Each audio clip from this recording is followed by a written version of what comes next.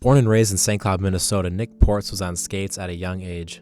I think Nick started hockey when he was probably 3 or 4. His uncle was a hockey player, played high school hockey, and Nick has a cousin that they're the same age, so his uncle would take him skating when he was 4 or 5. I remember taking him to the East Arena over in Sauk Rapids with the Indy cart, and he did 1 lap around the rink, and he said, "I don't need this," and just started skating on his own.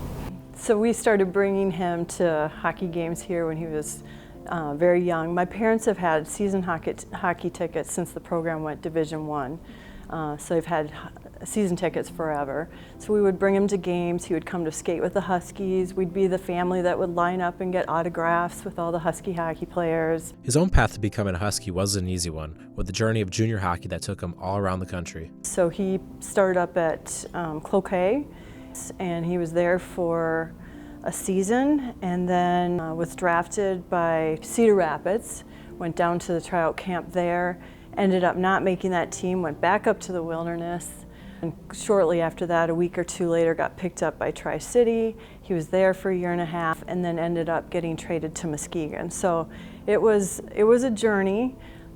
I actually played with Portz in junior hockey, so I've known him for a while now. I played in Tri-City with him for about a half a year. When it came time to play college hockey, he ended up at the University of North Dakota. It's a special place to play hockey. Obviously the facilities in the arena are unbelievable. The fans are unbelievable.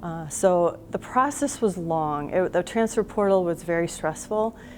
Nick described it to us as jumping in a black hole. You kind of jump in and you don't know what's going to happen. I think it was a tough decision for him to leave that program, but ultimately he wants to play, and he was super excited to end up back here at St. Cloud State. Super special to be able to come back and play for the Huskies. I did go to a ton of games growing up and always wanted to be a Husky, so that part of it's really cool. And then the familiarity of being in the NCHC with kind of how it works and what teams play like and stuff is it's a benefit too.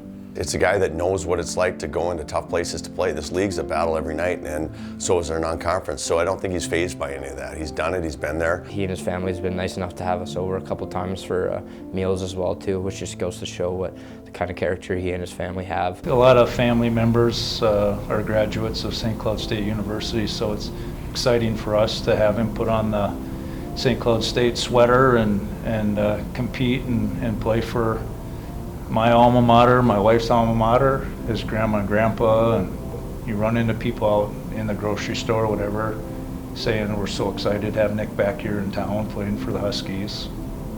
So it makes you feel good. Block that, clearing attempt. Now Hall chops it up from the score! Oh, what anticipation by Hall as he knew Portz was coming.